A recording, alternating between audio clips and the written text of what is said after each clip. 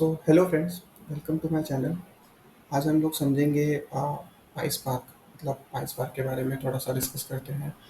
And यहाँ पे हम लोग कोड लेवल पे नहीं जाएंगे। आज सिर्फ बेसिक अंडरस्टैंडिंग नहीं लेंगे, थोड़ा डिटेल्स में कि what is price park and architecture कैसा होता है उसका, कुछ बेसिक टर्मिनोलॉजीज। ठीक है। सो स्टार्ट करते हैं। First of all big data से स्टार्ट करते हैं। What is big data? So big data is की एक तो ह्यूज वॉल्यूम ऑफ डेटा बोल सकते हैं, और एक बोल सकते हैं कि there are multiple sources of data जहाँ से हमें डेटा लेना है और उसे प्रोसेस करना है। और मल्टीपल सोर्सेस है और ह्यूज वॉल्यूम है, दैट मीन्स कि डेटा का साइज़ बहुत बड़ा होगा। तो उसे प्रोसेस करने में अगर कन्वेंशनल मेथड से जाएंगे तो बहुत ज़्यादा टाइम लग सकता है। सो यहाँ पे हमें एक बिग डेटा प्रोसेसिंग फ्रेमवर्क चाहिए होता है जहाँ पे हम उसको एफिशिएंटली प्रोसेस कर सके और यूज़ कर सके फॉर अनदर एप्लीकेशन और प्रोसेसेस। ठीक है। सो एक बिग डेटा फ्रेमवर्क है जिसे हम कहते हैं मैप रेड्यूस। ठीक है। एक हो गया अपना मैप रेड्यूस, जो कि हमारा सबसे पुराना फ्रेमवर्क है और सबसे फर्स्ट फ्रेमवर्क है जो बिग डेटा प्रोसेसिंग करता है। एंड सेकेंड इज अपना स्पार्क, जो हम आज थोड़ा डिटेल्स में डिस्कस करेंगे। So these two are the big data processing framework. अब मैप रेड्यूस में क्या होता है कि इसमें एक मैपर होता है और एक रेड्यूसर होता है, एंड ये दोनों कम्युनिकेट करते हैं एंड देन प्रोसेसिंग होती है। बट इसमें इशू ऐसा है कि ये first of all this is very much slow. ये थोड़ा स्लो है because because of the reason, first of all कि ये एच डी एफ एस से टाइटली कपल्ड है। सो ये mostly Hadoop data file system भी सपोर्ट करता है। एंड मल्टीपल्स फाइल का इंटीग्रेशन इसमें या तो डिफिकल्ट होगा या तो होगा ही नहीं। सेकेंड इज एज ये H D F S use करता है, सो इसके जो इनपुट आउटपुट ऑपरेशंस होते हैं, इसका ऑपरेशन ज़्यादा बहुत ज़्यादा होता है। तो ये भी और ज़्यादा टाइम लेता है एज ये डेटा बीच बीच बीच में डिस्क में स्टोर करता है। सेकेंड इज कि ये सिंगल चैनल है, मतलब इसमें मल्टीपल प्रोसेसिंग नहीं हो पाती। ठीक है। So these are the reasons कि ये थोड़ा स्लो चलता है। So to overcome this we have another big data framework, that is Spark. So Spark में कैसा है कि ठीक है, इसे हम थोड़ा अलग से अंडरस्टैंड करेंगे। तो ओके, तो जो फाइल सिस्टम्स है जो मैपरेड्यूस में था, वो मोस्टली आपका एच डी एफ एस ही रहेगा। बट स्पार्क में you have multiple file system integration. For example file system में आपका हडूप हो गया, ये भी सपोर्ट करता है। ए डब्ल्यू एस हो गया जिसमें एस थ्री के फाइल सपोर्ट हो जाते हैं। फॉर एग्जांपल आपका पार के फाइल्स और आपके लोकल फाइल्स। सेकेंडली, ये डेटाबेस एप्लीकेशन भी सपोर्ट करता है, any R D B M S system, तो through J D B C drivers. तो आपको स्पार्क में J D B C drivers मिल जाता है, तो आपके डेटाबेस एप्लीकेशन भी सपोर्ट हो जाते हैं। अगेन इसमें डेटा स्ट्रीमिंग एप्लीकेशंस भी सपोर्ट होते हैं, फॉर एग्जांपल काफका। तो हम देख सकते हैं कि जो इनपुट है, जो इंटीग्रेशन है थ्रू स्पार्क, वो मोस्टली सारा कवर्ड अप है यहाँ पे। सो जस्ट एक एडिशनल ऐड करना है, स्पार्क जो है आपका वो स्केला लैंग्वेज में इम्प्लीमेंट किया गया है। ठीक है। सो बेसिकली ये है स्पार्क का। सेकंड, ये आपका प्रोसेसिंग टाइम इम्प्रूव करता है। So in terms of processing ये मैप रिड्यूस से बहुत ज़्यादा एफिशिएंट है। वो हम देखेंगे वैसा क्यों है। ठीक है। तो ये थोड़ा बेसिक्स था बिग डेटा फ्रेमवर्क का। अभी हम थोड़ा स्पार्क पे ही फोकस करेंगे। मैप रिड्यूस हमारा थोड़ा आउट ऑफ स्कोप है इसमें। ठीक है। सो नेक्स्ट हम एक हाई लेवल आर्किटेक्चर देख लेते हैं कि जो स्पार्क का एक्चुअली कैसा रहता है। तो इसमें जो आपकी इनपुट है वो आपका एक हम एक ब्लॉक समझ सकते हैं, ब्लॉक इसको अज्यूम कर सकते हैं अभी के लिए, स्पार्क प्रोसेसिंग, और ये आपका आउटपुट दे देता है। नाउ हमने अभी प्रीवियस थोड़े टाइम पहले देखा कि ये इनपुट जो है ये ऑलमोस्ट कोई भी रिसोर्स हो सकता है, डीबी एप्लीकेशन भी हो सकता है, फाइल सिस्टम भी हो सकता है, any kind of file system, और डेटा स्ट्रीमिंग एप्लीकेशंस भी हो सकते हैं। और ये स्पार्क प्रोसेसिंग होती है और हमें उसके बाद आउटपुट मिल जाता है। ना अभी यहाँ पे एक कैच है कि जो हमारा एच टी एफ एस या फिर जो मैप रेड्यूस में होता था कि डेटा बीच बीच में डिस्क में स्टोर होता था, जिसके वजह से इनपुट आउटपुट ऑपरेशंस इंक्रीज होते थे, वो यहाँ पे मतलब अवॉइड किया गया है। सो यहाँ पे हमारे जो डेटा स्टोर होता है वो कैशे में होता है in immutable format. So that means कि ये डेटा चेंज नहीं हो सकता। तो ये इम्यूटेबल फॉर्मेट में कैशे मेमोरी में स्टोर रहता है, जो कि फास्ट है एक्सेस करने के लिए फॉर अ सिस्टम।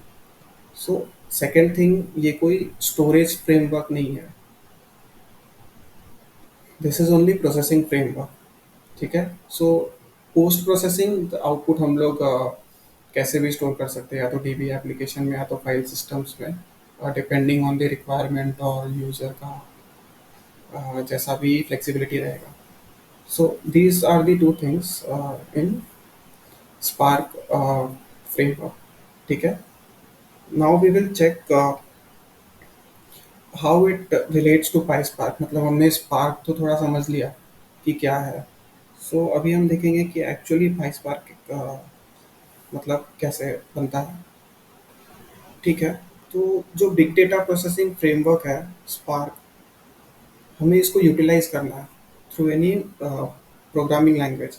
तो इसका जो इंटीग्रेशन है वो किसी प्रोग्रामिंग लैंग्वेज से होना चाहिए, सो दैट वो लैंग्वेज में हम बिग डेटा प्रोसेसिंग इम्प्लीमेंट कर सके to make use of it. ठीक है। तो जो इसका इम्प्लीमेंटेशन है अभी तक जहाँ तक मुझे पता है, जावा में है, पाइथन में है, और आर में है। आर में आपके पास एक एपीआई है स्पार्क आर करके, और पाइथन में हम इसे बोलते हैं PySpark. So PySpark is nothing but an API. इस एपीआई में क्या है कि सिर्फ एक आपका पाइथन लेयर है जो इस फ्रेमवर्क के ऊपर ऐड किया है, सो दैट हम बिग डेटा प्रोसेसिंग का यूज़ कर सकें, मतलब जो भी रिक्वायरमेंट्स है उसके लिए। ठीक है। So in short it is nothing but an Python layer on top of Spark framework, जो कि ओपन सोर्स है। हाँ, ये मैं बताना भूल गया, ये एक ओपन सोर्स है, लॉन्च्ड बाय अपाचे।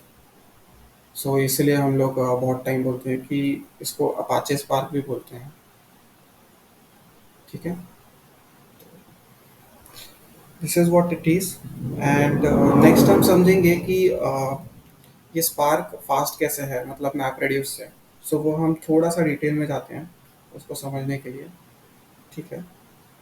तो उसके लिए कुछ तीन चार पॉइंट्स है जहाँ पे ये थोड़ा डिफरेंटली वर्क करता है मैप रेड्यूस से। सो पहला तो this is a distributed data processing engine.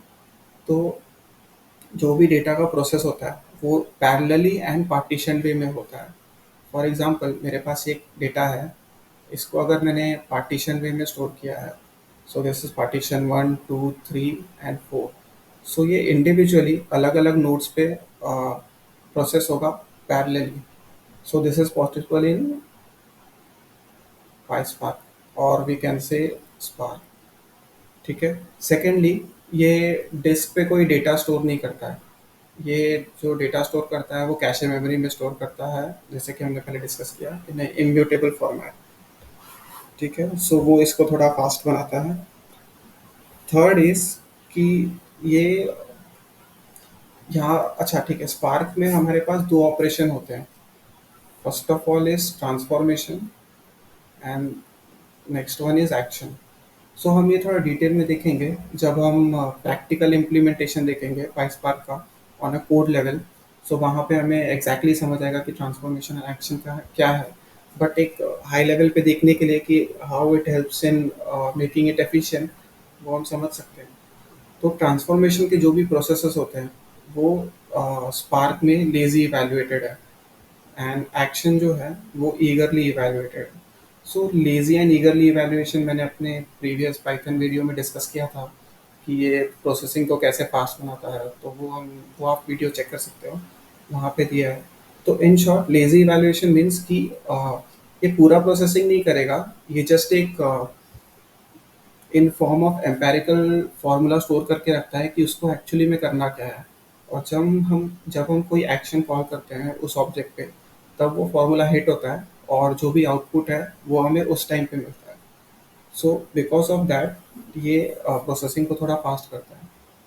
सो ये तीन चीज़ है जो पाइसपार्क में इम्प्लीमेंट की गई है to make it more efficient. तो नेक्स्ट हम देखते हैं कि पाइसपार्क का थोड़ा आर्किटेक्चर समझते हैं कि ये कैसे अ, मतलब एग्जीक्यूट होता है थ्रू पाइथन। जॉब्स कैसे एलोकेट होते हैं एंड ऑल। तो उसके लिए कुछ कीवर्ड्स है जो हमें समझना है, that is clusters, worker nodes and driver programs. ठीक है, तो वो हम एक आर्किटेक्चर देख लेते हैं। तो एक आर्किटेक्चर हम लोग देख लेते हैं। तो एक आपका जो होता है वो एक होता है मेन प्रोग्राम, जहाँ से आपका प्रोसेस ट्रिगर होता है। इसे हम कहते हैं ड्राइवर नोड।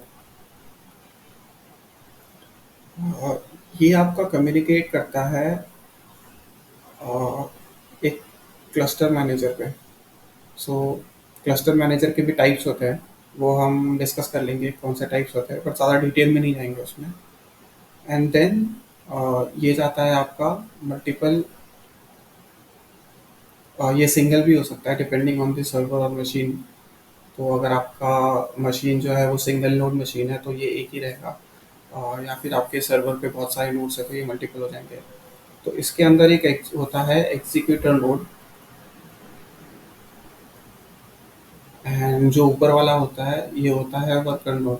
तो स्टैंड अलोन सिस्टम्स में मोस्टली वर्कर नोड एंड मतलब एक वर्कर नोड के अंदर एक ही एग्जीक्यूटर नोड होता है जो आपके टास्क एग्जीक्यूट करता है।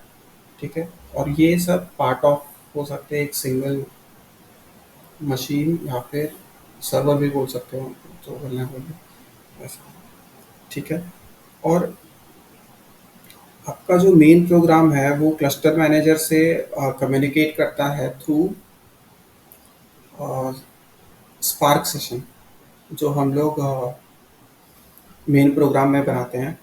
बेसिकली इंटरनल लेवल में इसमें स्पार्क कॉन्टेक्स्ट ही इम्प्लीमेंट होता है, बट स्पार्क स्पार्क 3.0 में, आई गेस यस, 3.0 में स्पार्क कॉन्टेक्स्ट को स्पार्क सेशन के अंदर ही इम्प्लीमेंट किया गया है। 3 के पहले ये दोनों अलग अलग होते थे, बट अब ये सेम ऑब्जेक्ट में ही आ जाता है। तो आइडिया इसकी जो आपका मेन प्रोग्राम है या फिर जो ड्राइवर नोड है, ये आपके कमांड्स देता है क्लस्टर मैनेजर को थ्रू दिस इंटरफेस और through this gateway. And cluster manager जो है वो आपका रिसोर्सेस मैनेज करता है और आई वुड से एलोकेट करता है कि कौन से वर्कर नोड्स पे कितना लोड देना है या फिर कितना टास्क परफॉर्म करवाना है। एंड ये एक बार डिस्ट्रीब्यूट हो गया, मतलब जब एक बार जॉब स्प्लिट हो गया, उसके बाद एग्जीक्यूटर नोड डायरेक्टली आपका स्पार्क कॉन्टेक्स्ट के थ्रू कम्युनिकेट करता है।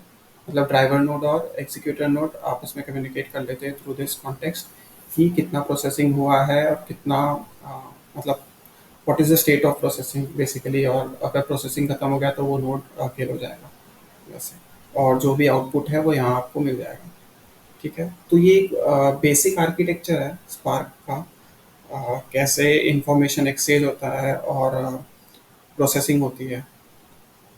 ठीक है, तो नेक्स्ट हम एक चेक करने वाले थे कि क्लस्टर मैनेजर के थोड़े टाइप्स देख लेते हैं कि क्लस्टर मैनेजर में क्या टाइप्स होते हैं। तो ये टर्मिनोलॉजीज आप अगर पाइसपार्क देखने जाओगे तो वो बहुत टाइम आपके सामने आएगी। तो that is first of all stand alone.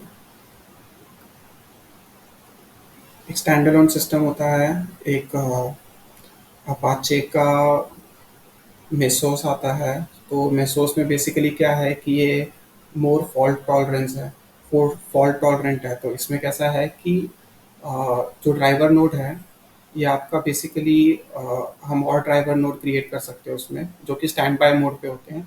और ये ये मिलके एक कोरम क्रिएट होता है। तो बेसिकली ये मैनेज करता है सारे ड्राइवर्स नोड को। तो इसका एक सिंपल आर्किटेक्चर ऐसा होता है। सेकंड, स्टैंड अलोन में क्या होता है कि जो हमने ऊपर डिस्कस किया ये प्रेटी मच एक स्टैंड अलोन सिस्टम ही है, जिसमें एक सिंगल क्लस्टर मैनेजर होता है जो रिसोर्सेज को मैनेज और एलोकेट करता है। और अगर ये डाई हो गया या फिर ये डाई हो गया तो हमारी प्रोसेसिंग स्टॉप हो जाती है। तो स्टैंड अलोन सिस्टम में जैसे हमने पहले डिस्कस किया था कि जो स्पार्क है वो एक प्रोसेसिंग फ्रेमवर्क है, राइट, स्टोर नहीं करता। बट हमने मैप रेड्यूस में देखा है कि जो एच है वो डेटा स्टोर भी करता है, एक स्टोरेज फ्रेमवर्क भी है। तो हम कभी कभी इसको ऐसे भी यूज़ करते हैं, Spark plus H D F S as a manager, जिसमें स्पार्क जो है आपका प्रोसेसिंग करता है और एच डी एफ एस जो है आपका वो एज ए स्टोरेज फ्रेमवर्क चलता है। अपाचे में से हमने थोड़ा बहुत डिस्कस कर लिया, जिसमें मल्टीपल ड्राइवर नोड होते हैं और अगर एक फेल हो गया तो वो बाकी के जो ड्राइवर हैं वो जो स्टैंड बाय में होते हैं वो एक्टिव हो जाते हैं और वो फिर मैनेज करते हैं। तो ज़्यादा फॉल्ट टॉलरेंट है। थर्ड इज आपका हडूप। और इसमें यान जो है, हम लोग यान को एज अ रिसोर्स मैनेजर या रिसोर्स एलोकेटर यूज़ करते हैं। तो ये एक अलग स्कोप ऑफ स्टडी है जो हम लोग चेक कर सकते हैं कभी। इस पर मैं एक अलग से भी वीडियो बना सकता हूँ। तो ये एक है, ये हडूप 2.0 में इम्प्लीमेंट किया है। तो ये हमारे क्लस्टर मैनेजर्स हैं, क्लस्टर मैनेजर है। ठीक है। तो बेसिकली ये सब था बेसिक्स में कि एक्चुअली पाइस्पार्क कैसे बनता है। सो एक हम लोग एक रिकैप कर लेते हैं सेशन का। तो हमने पहले देखा कि स्पार्क क्या है, एक बिग डेटा प्रोसेसिंग फ्रेमवर्क है। इसको अगर हमने पाइथन लैंग्वेज के साथ कपल किया तो ये हमें देता है पाइस्पार्क। उसके बाद हमने एक इसका हाई लेवल आर्किटेक्चर देखा कि कैसे मल्टीपल इनपुट फाइल्स ये एक्सेप्ट कर सकता है एंड उसको प्रोसेस करके आउटपुट देता है। और हमने ये भी देखा कि ये कैसे मोर एफिशिएंट है मैप रेड्यूस से, कैसे इसकी प्रोसेसिंग फास्ट होती है। एंड देन हमने इसका थोड़ा एक आर्किटेक्चर स्टडी किया। ठीक है। और जिसमें हमने देखा कि इसके जो ड्राइवर नोड्स है, एग्जीक्यूटर नोड्स है, वो क्या होते हैं। तो बेसिक जो टर्मिनोलॉजीज है वो कवर अप की है, driver node, executor node, worker node, cluster managers, stand alone clusters, Apache Mesos, Hadoop, H D F S file systems. ठीक है। So this was all about basics of PySpark. Next video में mostly हम लोग या तो installation देखेंगे। Okay, installation तो देख ही लेंगे कि कैसे इंस्टॉल करना है सिस्टम पे। और सेकंड में हम लोग कोड लेवल पे जा सकते हैं, बेसिक अंडरस्टैंडिंग ले सकते हैं कि कैसे एक डेटा फ्रेम क्रिएट करना है। इसमें कुछ चीज़ें लेफ्ट ओवर है जो मुझे आगे कवर अप करनी है, वो हम लोग प्रैक्टिकल के टाइम पे कवर अप करेंगे तो ज़्यादा समझ में आएगा। So one is 5.4J and second is RDDs के ऊपर हमें एक अच्छा डिस्कशन करना चाहिए, हम इस पर एक डिस्कशन कर लेंगे। तो ये दो चीज़ है जो हम लोग प्रैक्टिकल टाइम पे देखेंगे। 5.4J इज़ नथिंग बट जो एक इंटरफेस है जो पाइथन को अलाउ करता है JVM के साथ कम्युनिकेट करने का। तो इसके वजह से ये पाइस्पार्क API, मतलब इसके ऊपर ही पाइस्पार्क API बिल्ट हुआ है to connect Python with JVMs। ठीक है। So this was all about basics of PySpark. इसमें अगर कुछ क्लैश ऑफ कंसेप्ट्स है या फिर कुछ कंफ्यूजन्स है तो प्लीज़ मेंशन करो कमेंट सेक्शन में, वो हम डिस्कस कर सकते हैं सेपरेटली। ठीक है। Thank you guys.